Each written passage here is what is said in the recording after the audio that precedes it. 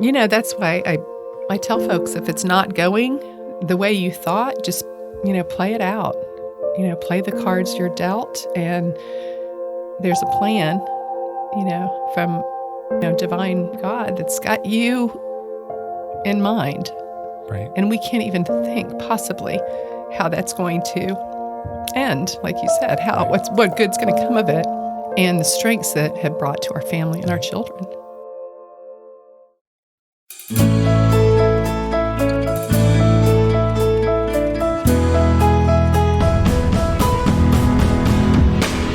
From Fiore Communications, it's How I Got Here, a show of inspiring stories from Tallahassee area leaders, business owners, and neighbors, all the challenges, opportunities, inspirations, the twists and turns of life that led them to where they are today. Everyone has a story worth telling, and I am really grateful that we get to bring a few of them to you. I truly have been changed by my conversations with these amazing people, and I'm confident you will be too. I'm Dave Fiore, and in this episode, I speak with Kelley Hutto. She is the founder and owner of Play Big, a former All-American track star and a mother of 3, who, fueled by poor experiences with the healthcare system, left a career in marketing to pursue a calling in physical therapy.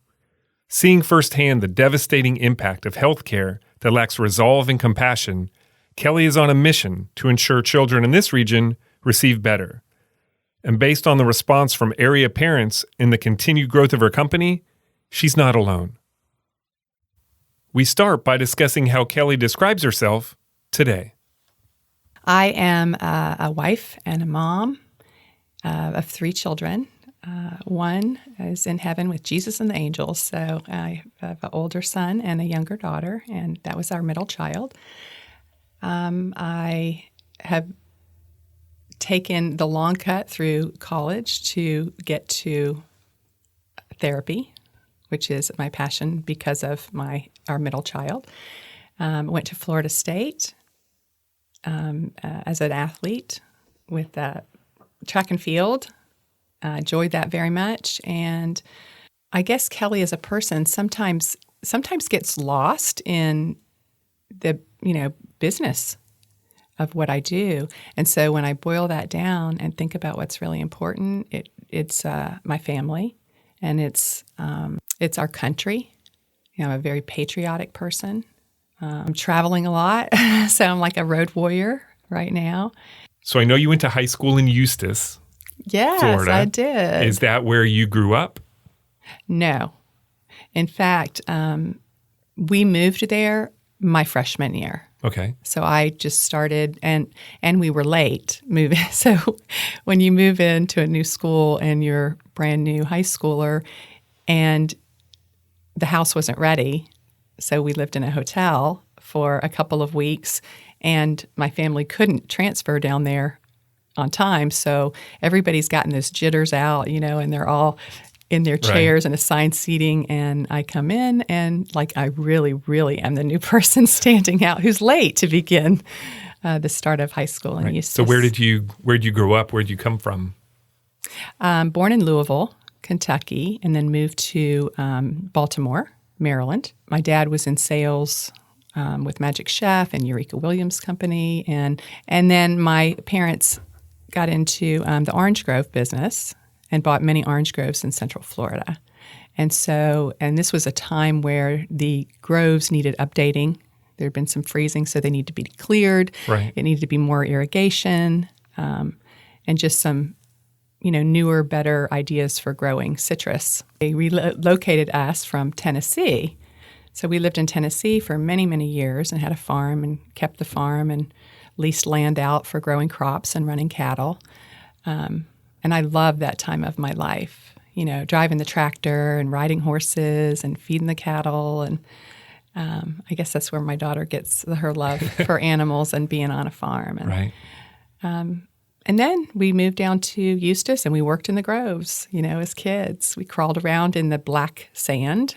If you've ever been to Central Florida, Right. It's like white on top, but then it's black underneath. And I can remember crawling from tree to tree, because you couldn't stand up, get back down, stand up. It's just too much. So you just crawl from tree to tree, putting more irrigation in. Yeah, I grew up in Central Florida too, and they used to hide during the winter. What winter there was, they would hire high school kids to keep the smudge pots burning at night to help mitigate the freezing temperatures. Right. Yes. I never did it because it didn't sound very fun. But, it's not fun. but so when you say we and us, what did your family look like? Who was us? Mom, dad, siblings. Okay. I have an older sister and a younger brother, and we worked that way. We would work together alongside the pickers, actually, and a lot of the workers that, worked on the groves and in the groves. And that was interesting. That was a whole different life that we hadn't seen, and they'd have their children out there. Yeah. And, that was another thing. We had, again, similar situation that I had friends who would come down who were part of migrant families who would come down for part of the year, every year. I mean, I can see a lot of high school freshman girls not loving crawling around in an orange grove. That didn't bother you? Well, I wasn't really given a choice, but the way it was presented was, we always made it fun, right, which was good. We were worked for several hours a day, but we would be so dirty, my mom would hose us off outside. You're not coming in this house with anything like that. Right. So we'd have to go around the backyard, and we had a pool, so it'd hose us all off, and then we could jump in the pool and play and hang out and then come in and get cleaned up. Yeah. So what, other than working hard, what kind of kid were you? Were you good in school? I know we'll get to this in a little bit. I know you're an athlete, so I know at some point that kicked in, but what did you enjoy doing as a kid? I had a sailboat, a Prindle 16-foot catamaran, and I did regattas, and I had a boyfriend that had a Hobie, and I would just beat his pants off because the Prindle's so much faster. And we did regattas together, and that was really fun. But I would just go out for hours and sail because we lived on a lake. Now I'm like, oh my gosh, I wonder if my parents knew where it was. And sometimes I'd flip it over, and I had a writing system on there where I could get it up by myself. And so did you teach yourself that, or how did you learn how to sail so efficiently, except for the flipping over parts? I learned by the School of Hard Knocks and how to do that by making mistakes. I got into sports when we moved in, and I was too late for tryouts for anything because that happened in the summer. So no cheerleading or anything like that the first year. But my mom got us involved in the band. So I was a flag girl. I'm sure they call it something more sophisticated now. And my sister color guard. Color guard. Is the official term for that. Yeah, and my sister did rifles. Yeah. So we got involved, and we made friends, and we traveled, and then basketball season, I played point guard for 4 years. Had you played basketball in middle school? I had in 8th grade. Right. And then I'd go right into track season and cross country. Well, cross country was during football season, and then basketball, and then track and field. And then my second year, I was there in the summer, and I tried out, and then I was on the cheerleading squad as the mascot.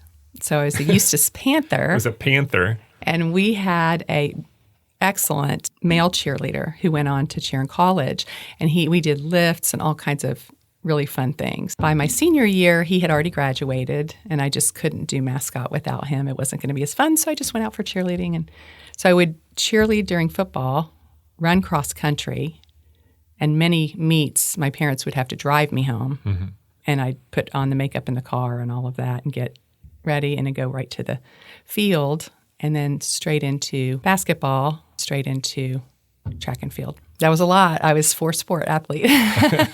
Wow. Yeah.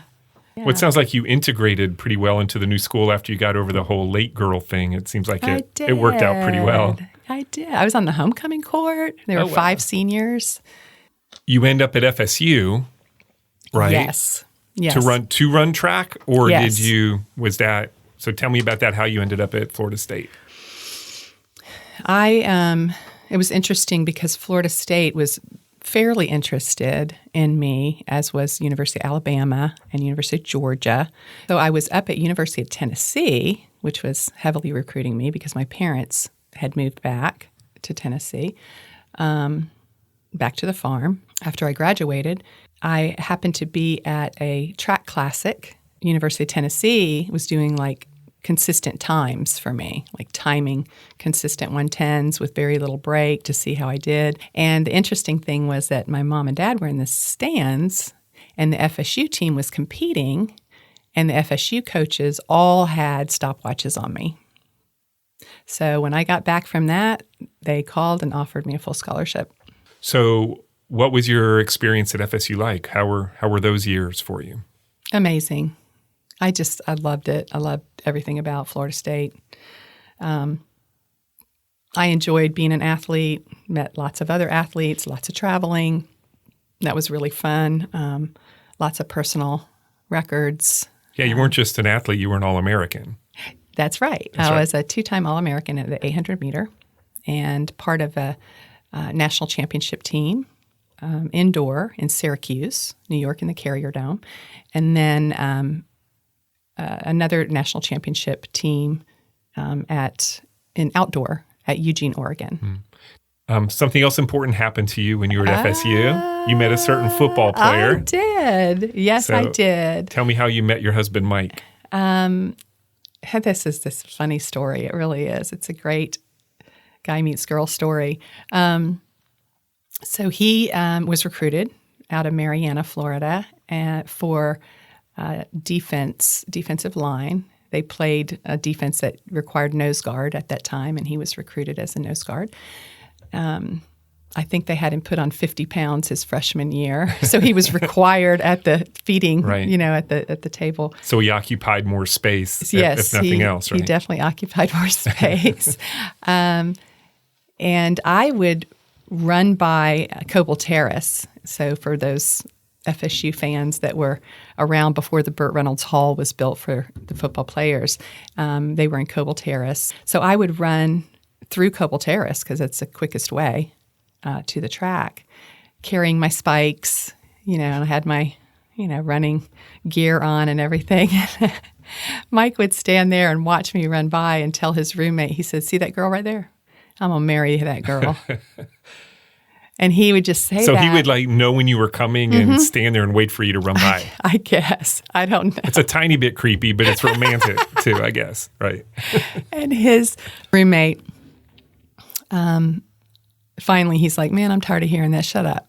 You don't even know her name." So he goes, "Well, I'm going to find it out." I had a class, a public speaking class across campus with his roommate, who was a big offensive guard. And so that's, I think, what spurred him on to say, they seem to be spending a lot of time together.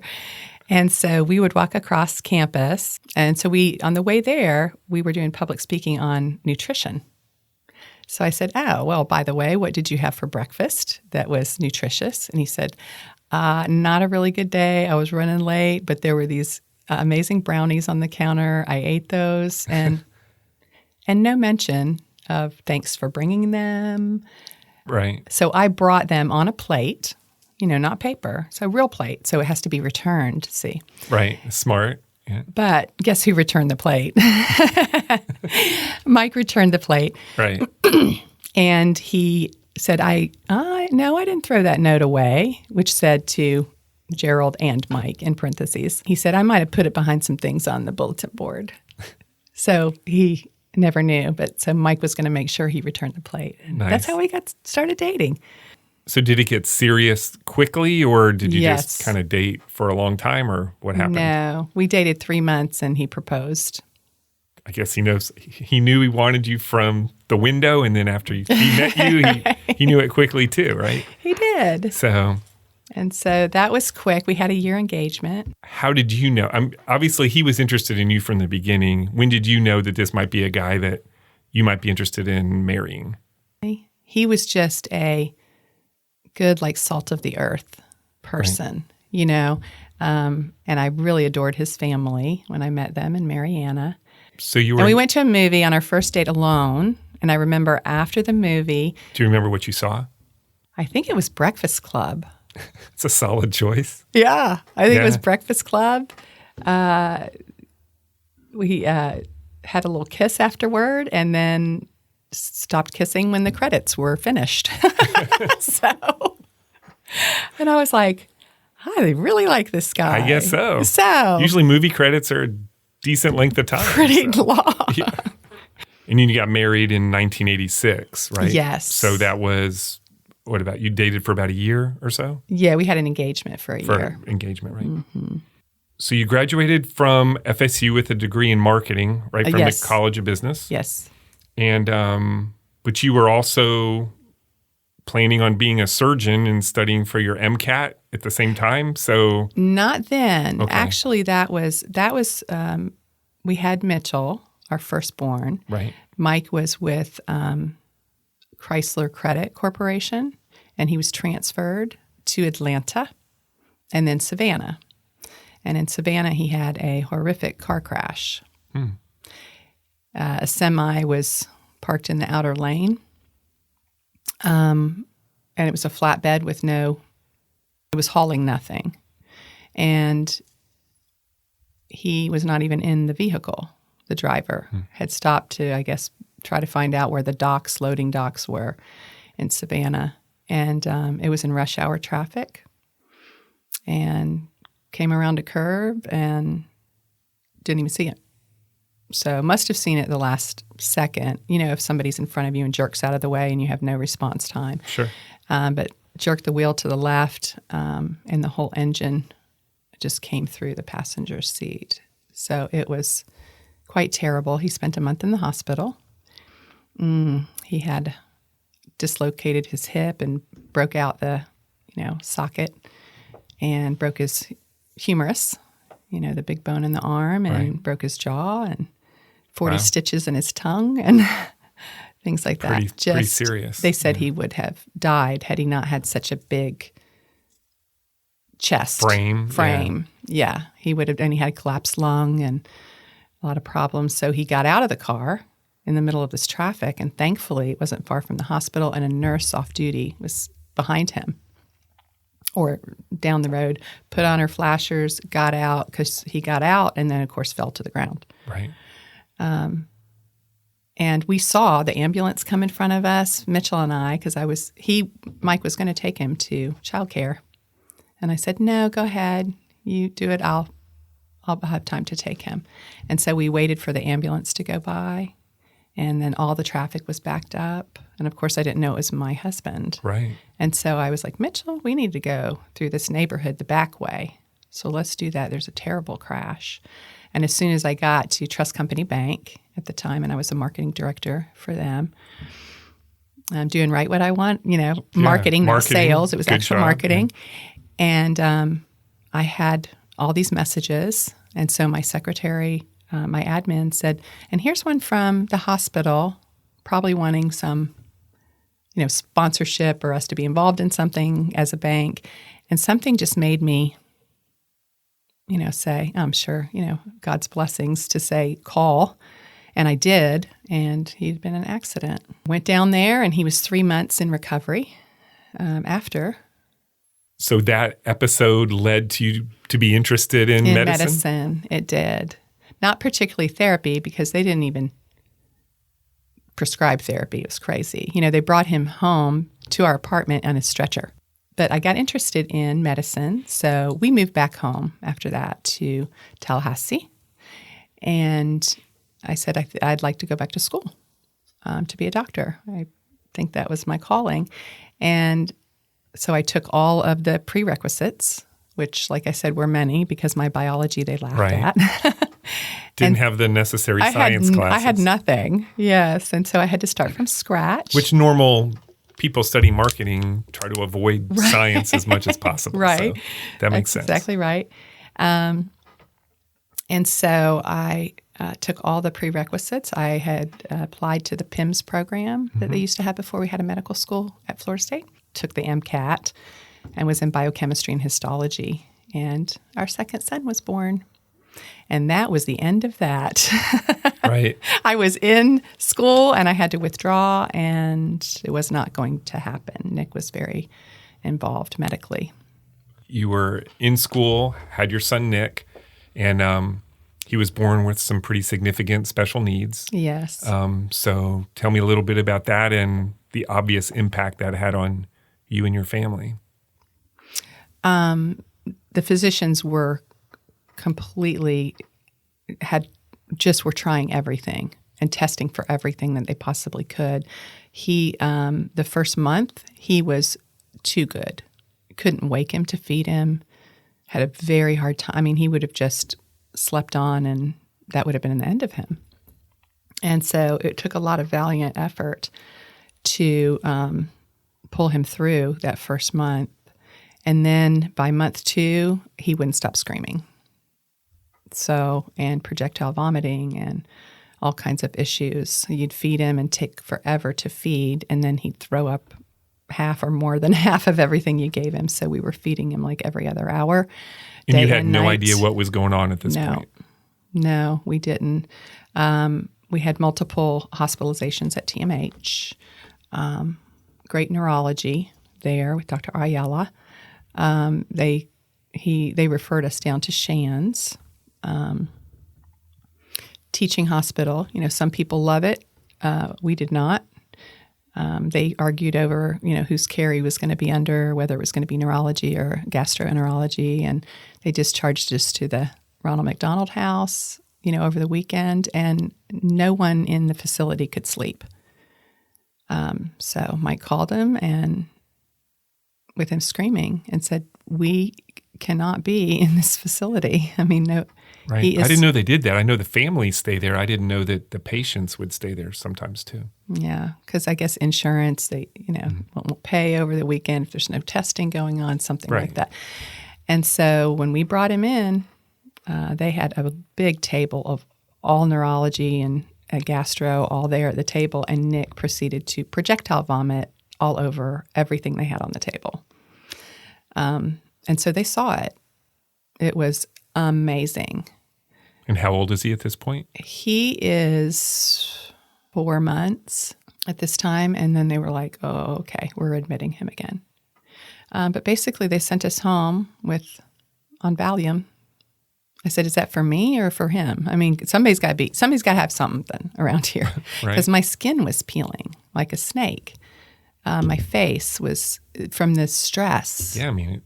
And Mike was traveling. He was out of town 3 nights a week. And I had, a toddler, Mitchell, and then I had this baby. And it was just rough. I mean, he had seizure disorders. He'd stop breathing, turn blue.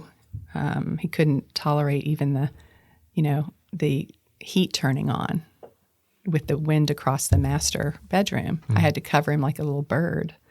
He was just so sensitive to any kind of sensory stimulus.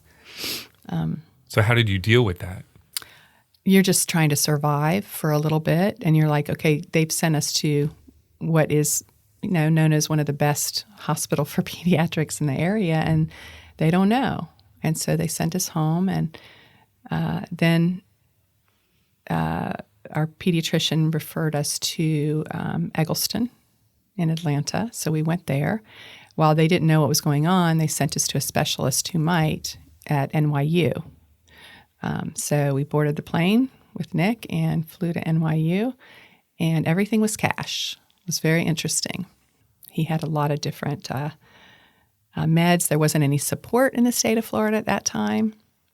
In fact, Nick was one of the first clients to go on the Medicaid waiver at the time. It was just introduced in Florida, and we had a really jam-up case manager.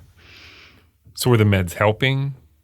I mean, could you tell if they were making a difference? Or they really didn't. He was on Reglan and other things to keep him from projectile vomiting, but not really. I mean, I had to cook his cream of rice in Nutramigen and put it in a feeder bottle and cut the nipple off at the top and just basically feed it to him like that to be heavy enough to stay down.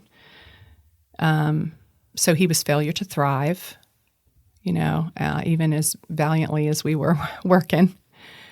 And so when we took him to NYU, her name was Dr. Axelrod. I will never forget her.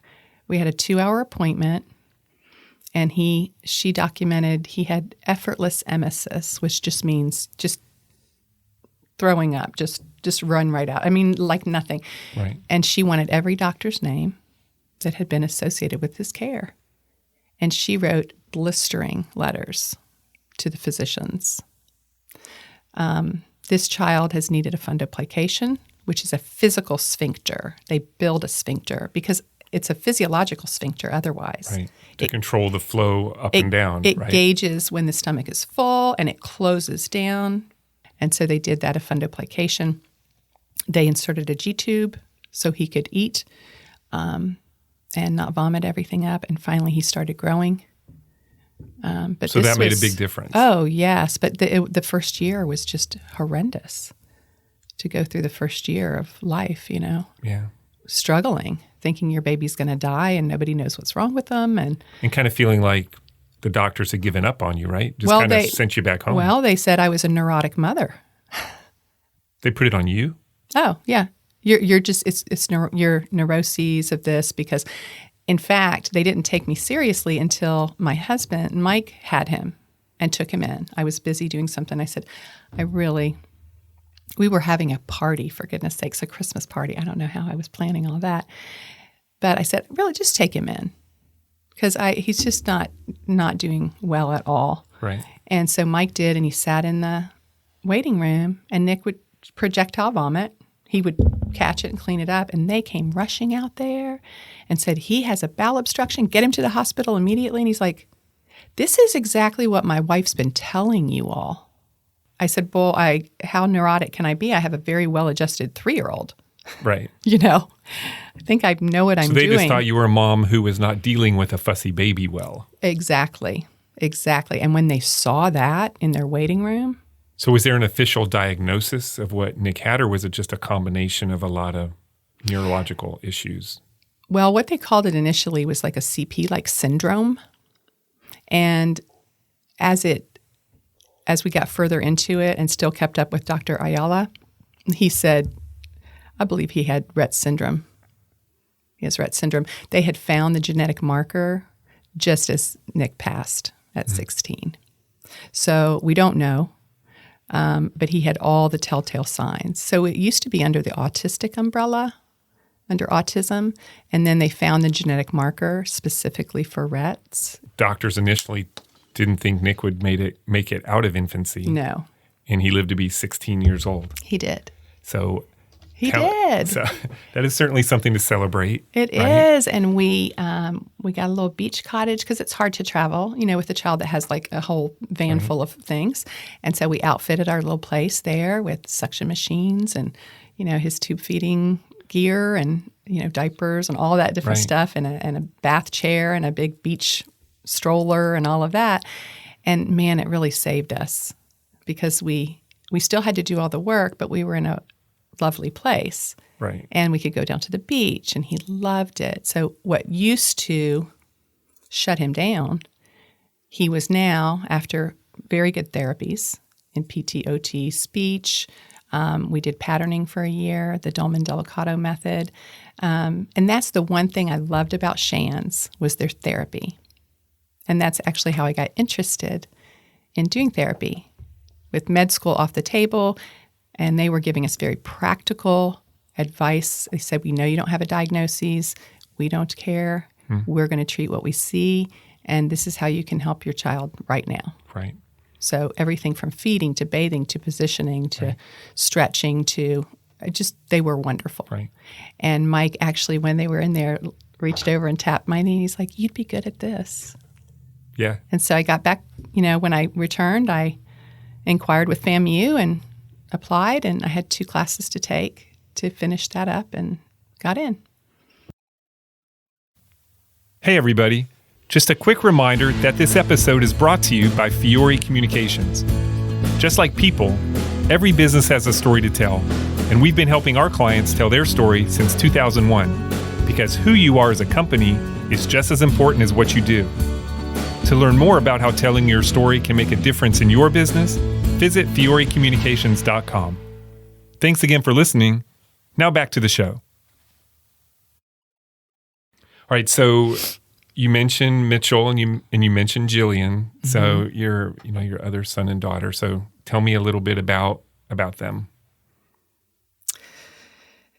I get very emotional with this because, I mean, really not ever a harsh word to their brother. I mean, I have so many pictures. You can just see the pride, on Mitchell's face for his brother. Yeah. One particular story, we had a great PT, and a new piece of equipment came in. It was a stander. So he could stand, and that's just good for digestion and bone growth and all kinds of, being upright and alert and Sure. Prevent contractures and things like that. And so the stander came in, and so she came to the house.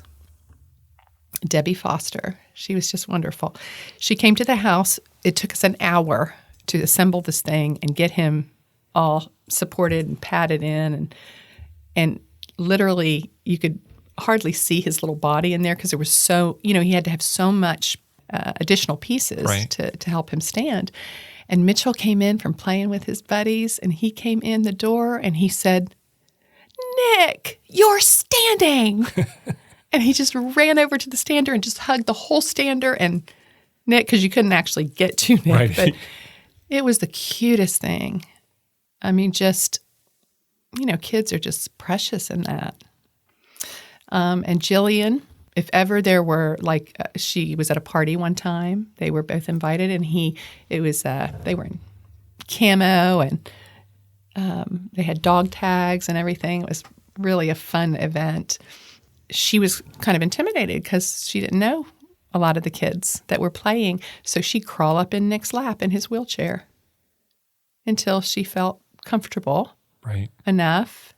And then she got balloons, and then she goes, "Can I have another balloon for my brother?" And she tied it to his chair, or asked me to. Right. It's just adorable. She never wanted him to be left out. Yeah. It's pretty cool how she showed love to him and also sought him for comfort too, Right. This is to my have big that brother. kind of relationship. Yeah. I'm going to hang out with him.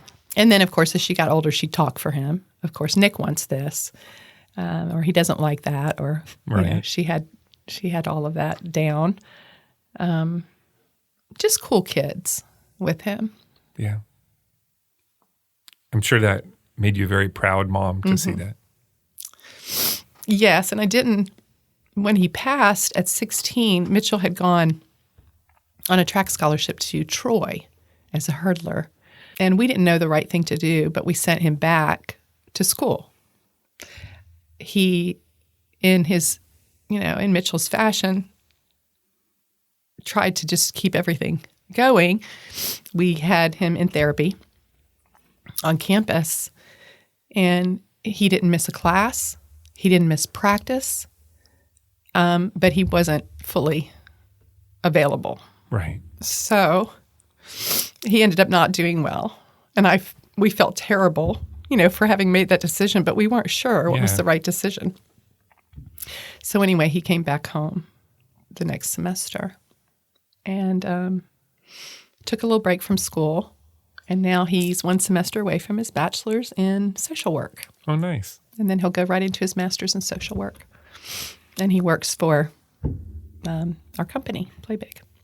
That's great. Mm-hmm. That's kind of what we're talking about here, is things we don't know necessarily at the time why things are happening, or, things that happen that are unexpected, but had a good result. Right. Absolutely. And, that's why I tell folks, if it's not going the way you thought, just, play it out. Play the cards you're dealt, and there's a plan, from divine God that's got you in mind. Right. And we can't even think possibly how that's going to end, like you said, what good's going to come of it, and the strengths that have brought to our family and our children. Jillian's now also interested in social work because she's really interested in the mental health aspect.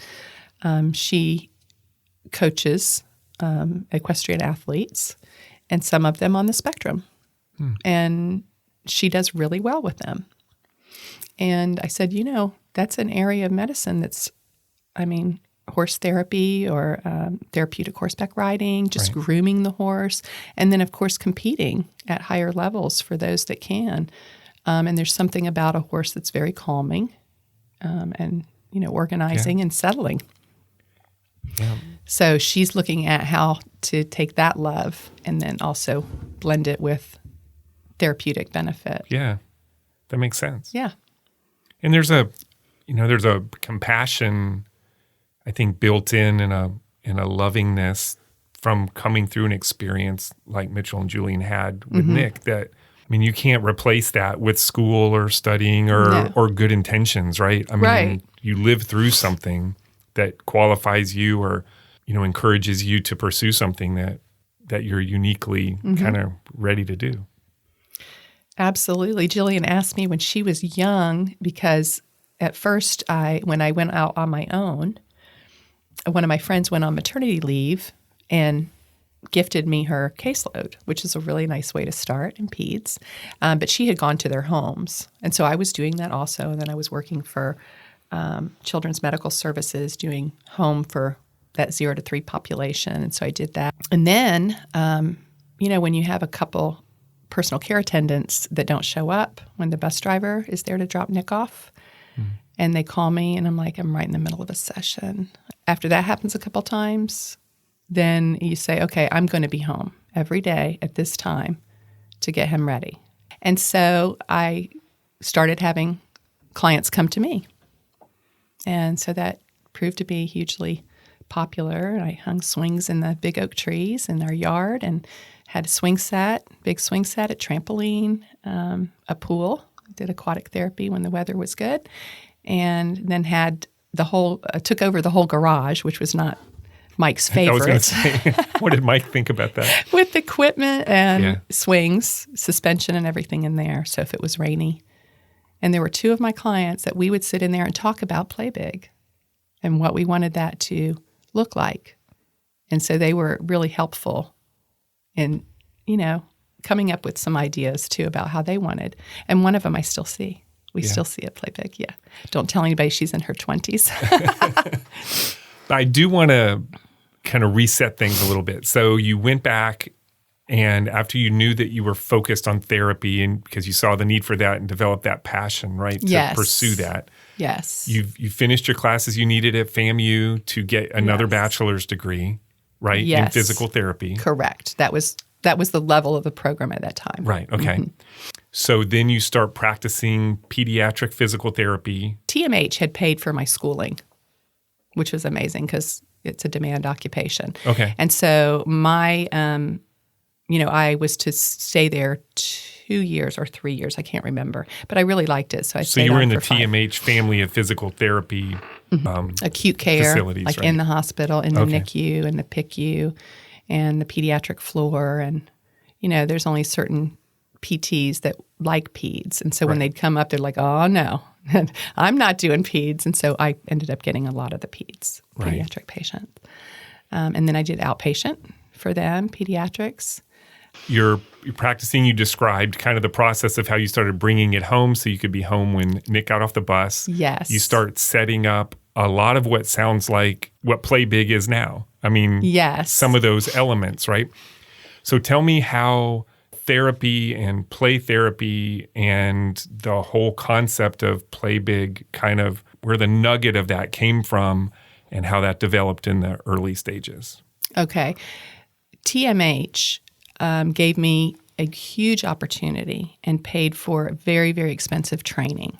And the reason, I don't know if you remember this, but back in the day, Health Plan Southeast, when they were one of the HMOs, they stopped paying for OT, for occupational therapy. And occupational therapists have been carrying the water for kids with autism and neurological issues and mental health issues because they come out of the mental health area for many, many years. They couldn't see OTs. And Health Plan Southeast, there were a lot of those clients. Right. And so TMH said, let's cross-train you. And they sent me to all of the courses. It was over a year long to get my SIPT certification, which is a sensory integration and praxis testing, and all the concepts and the method behind what they do and how they do it and how the brain circuitry changes through sensory motor input. And so I was able to see those clients that needed that kind of work. So that's what TMH trained me for. And so I was able to use that. And then also through NICS patterning and seeing kind of the intensity and the duration, the frequency of treatment that's needed to make a big difference and the kind of work that's needed. So I had that coming into my private practice. And my child has been the hardest I've ever treated, to this day. And I'm 25 years out, now as a PT. But yeah, those were the beginnings of thinking about and also understanding the importance of a multi-specialty approach.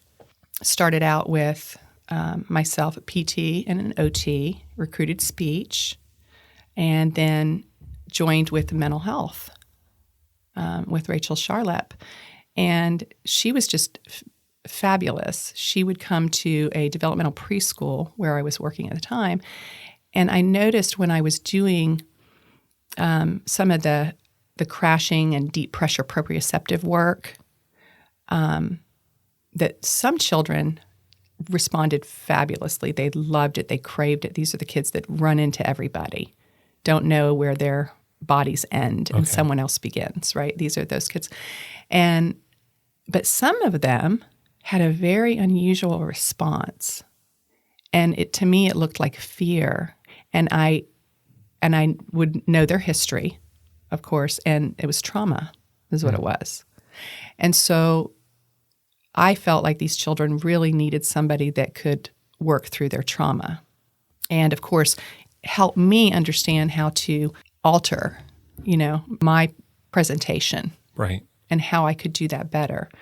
She just answered the call. I had met her through another mental health practitioner, an LCSW. She's a licensed clinical social worker, and man, she was fantastic. So after they would have their therapies in the morning, she'd come in late in the day before pickup and work with them through their traumas through play therapy. And play therapy is unique to mental health. Tell me what play therapy is. Play therapy is the most fascinating thing that I've ever seen when done well. You have a playroom that is specifically set up. Nothing is random. Everything is there for a reason, and it's in a specific spot. There are some dramatic play, but joining developmental services and the mental health, behavioral health, is pretty rare in pediatrics.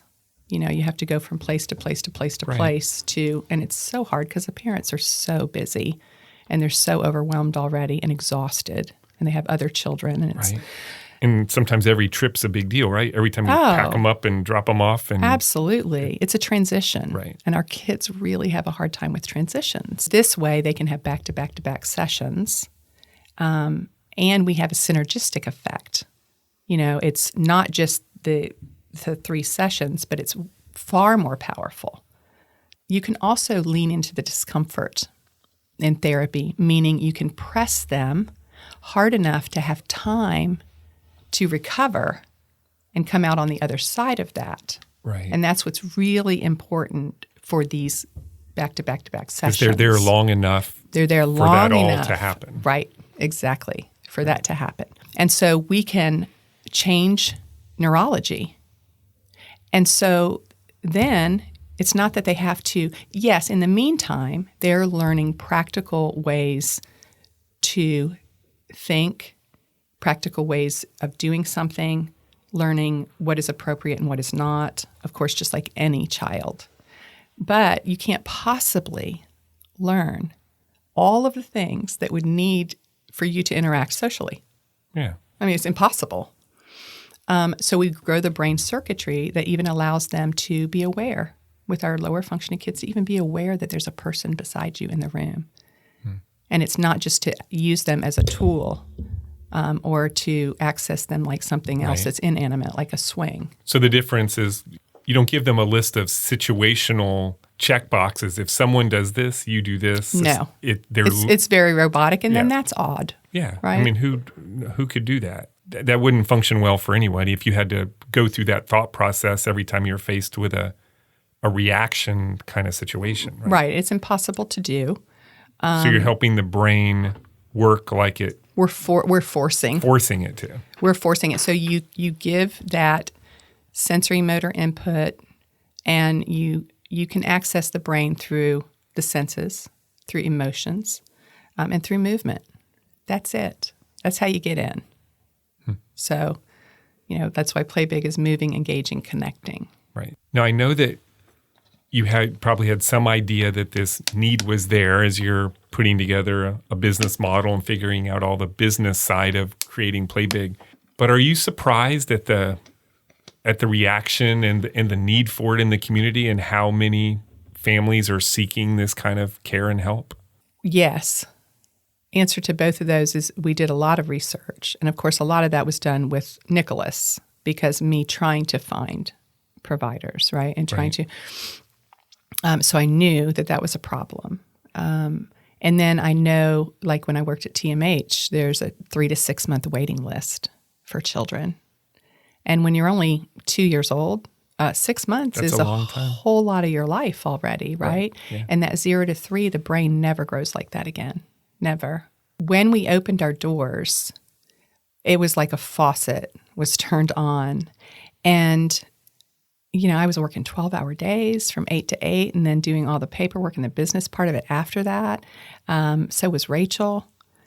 So was a lot of our team. So we were shocked. And we continued to take clients because we didn't know we all were saying, okay, well, this is going to shut off. This has got to shut off soon, because we can't keep up this pace of us working 12-hour. I mean, I literally would see 12 children a day. Right. And another PT, it was so cute. I would actually get lunch and eat half of it and leave it up on the bar. And then she would, during like a quick, 5 minutes, and then she would eat the rest of my lunch. And she was working 12-hour days. Yeah. And we're like, this cannot continue, but it did. And so we had to hire more people. And that's the biggest issue, really. It's not the children. We have wait lists all over the place. It's getting the talent. It's especially hard in Marianna to recruit the talent. And physical therapy, only 10% go into peds. Pediatrics wasn't a popular option when you were going through it, and it sounds like it's still tough to find people in that area. Well, it takes a certain kind of person that wants to do that. It's a subspecialty. And there's so many offerings. So you started Play Big with an idea. Yes. And a concept and offering. People flooded in from the beginning, so you knew you had something. Mm-hmm. Tell me about where Play Big is today. And Mike actually named the company. Oh, he did? That was his idea? Play Big. And I said, I love it. That's fantastic. Because so many therapies, they work sub-threshold. It's like an action potential. If you don't give it at least enough stimulation, you get nothing. Play big was the idea of that, and play is so important. And then we, as being athletes, at Florida State, loved the particular leadership that is offered by a coach in your life. It's not a teacher. It's not a parent. It's not, it's like nothing else to have a coach. Someone that can press you, and then you still love them. Right. They know how to coach you, and they get the best performance out of you. Just kind of give me an overview of Tallahassee, Marianna, the different companies, just kind of an overview of what Play Big is kind of structurally right now. Well, we have, under the Play Big umbrella, is what we call it now, we have 5 different LLCs, and therapy is one, Play Big Therapy and Recreation Zone. And that was the first. That was the brainchild. That was the baby. Right. And then we opened recreation zones in both Tallahassee and Marianna. And that is an opportunity for us to promote play for all children. Okay. So we have Play Big Learning Center, Tallahassee and Marianna. And Marianna is a private school. It's growing really well. So they take McKay Scholarship and all the other kind of Gardner and the tax credit and all of those parental choice or education choice scholarships. And Florida is amazing for leading the way in that for the rest of the country. And then Tallahassee is a tutoring center. So we have that. And we're looking at a third, opening our third on South Monroe, actually. About half of the children that come to the north are coming from the zip codes that are on the south side. So we know it's needed, and we know there's people even further out, Crawfordville, Wakulla, out that way that have no services. So is this crazy to you to think about having some swings in your garage and to where this is now? Yeah, it is. When I slow down enough to think about it, yeah, it's really cool. It's really cool. Meeting a need for our children and their families, and then meeting a need in the community of Tallahassee, where I came to school. I loved it. I met my husband. We've had our home here all these years. So this is my home, and being able to offer this, and then also in Marianna, which is Mike's hometown. That's where he was the high school football star and all of that. And this is really, really neat to be able to bring that. And people thought we were crazy to open in Marianna. You also were named to the Seminole 100 for the second consecutive year. Yeah. It's one of the fastest growing companies owned by an FSU alum. So congratulations. Yes. That's exciting. Thank you. Thank you. We love that. And especially meaningful because I did graduate in business. Right. And that's the Jim Moran Institute for Entrepreneurship and through the College of Business. So, yeah, that was really cool. We finished 21st last year. Yep. And we don't know what our ranking will be, but we'll find out in February. And you've also been recognized in that. We have, yeah. Thank you. Yeah. It's pretty cool. It is very cool. So here's my last question. Okay. The name of this podcast is How I Got Here. So we've talked about your path to getting to this point right now. Mm-hmm. Where do you think here might be for you 3 to 5 years from now? Wow. I do spend a lot of time thinking about this and trying to be strategic, and definitely getting Southside, Play Big Southside on board, really building out the Learning Center as a private school here in Tallahassee to offer more education choice and therapy in-house. How wonderful to have all of that under one roof, and some after-school programming. We haven't really done that largely. We've done that with a few children where we've individually worked that out. And maybe Dothan, maybe, Panama City in the future will come back. We are really interested in the Panhandle and the surrounding communities because they're very underserved. They call it a therapy desert. Even Tallahassee is a therapy desert. Mm-hmm. What about you as a person? Any thoughts about where you might be?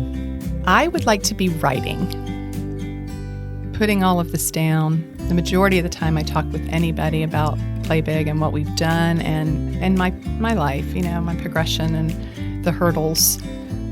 They're like, have you written this down? Are you writing a book? That was Kelley Hutto. Instead of allowing the pain and frustration of her experiences to defeat her, she decided to change the system and provide a different future for many children and their families. And given her track record, I bet that book will be here before we know it. Thanks for listening to the show. You can subscribe at Apple Podcast, Spotify, or wherever you get your podcasts. And while you're there, please leave us a review. It really does make a difference. Thanks to my amazing staff at Fiore Communications, who pick up the slack while I'm working on these podcasts, and to Troy Bloom for composing our theme music. You can hear more of Troy's creations on Facebook and Instagram at Troy Bloom Music. To connect with the podcast or suggest a future guest, follow us on social media or email us at podcast@fiorecommunications.com.